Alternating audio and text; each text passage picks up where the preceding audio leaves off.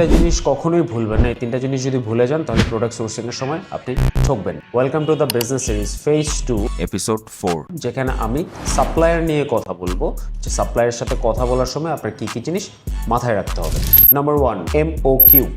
MOQ মানে হচ্ছে minimum order quantity. আপনি সাপোজ চায়না থেকে পানির ফ্লাস্ক আনতে যাচ্ছেন, তো রেড কালার 50টা দেন, ব্লু কালার 10টা দেন, আর ইয়েলো কালার 30টা দেন। এটা আসলে এভাবে ওয়ার্ক করে না, কারণ এটা ডিরেক্ট ফ্যাক্টরি। এখন মিনিমাম অর্ডার কোয়ান্টিটিটা ডিপেন্ড করে ওই ফ্যাক্টরি অ্যান্ড ওই প্রোডাক্টের উপরে। এটা হচ্ছে প্রোডাক্ট স্পেসিফিক, এটা আপনাকে জেনে তারপর অর্ডার প্লেস করতে হবে। সেকেন্ড হচ্ছে লিড টাইম। আপনি একটা অর্ডার প্লেস করার সাথে সাথে কিন্তু আপনার প্রোডাক্ট ম্যাজিক্যালি রেডি হয়ে যায় না। প্রোডাকশন থেকে শিপিং এজেন্টের কাছে প্রোডাক্ট পাঠানো পর্যন্ত একটা টাইম লাগে। এই লিড টাইমটা সম্পর্কে জেনে রাখবেন যে প্রোডাক্টটা তার পাঠাতে কতদিন টাইম লাগবে। থার্ড নম্বরটা হচ্ছে সব থেকে most important, that is QC, quality checking.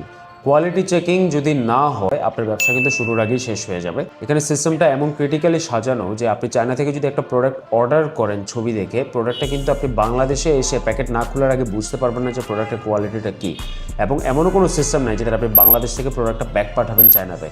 So এই কারণে you always need an agent যে আপনার হয়ে প্রোডাক্ট কম্পেয়ার করে, প্রোডাক্ট সোর্স করে, সাপ্লায়ারদের পেমেন্ট করে, প্রোডাক্টটা QC করে, প্রোডাক্টটা শিপমেন্ট করে আপনার বাসা পর্যন্ত পৌঁছায় দেয়। এটা পুরোপুরি কমপ্লিটলি এজেন্টের দায়িত্বে পড়ে যায়। আমিও কিন্তু প্রথমে নিজে বাসায় বসে এভাবে অর্ডার প্লেস করে অনেক ধরা খেয়েছি। আমি আগে এজেন্ট দিয়ে করাতাম, এখন বিজনেস বড় হওয়ার কারণে আমি নিজেই গিয়ে সবকিছু করি চায়না। তো আপনি যদি সাপ্লায়ার্স অ্যান্ড এজেন্টস নিয়ে আরও জানতে চান, কমেন্ট করেন এজেন্ট, তাহলে আমি আপনাকে সব ডিটেলস ইনবক্সে দিয়ে দেবো। বাই।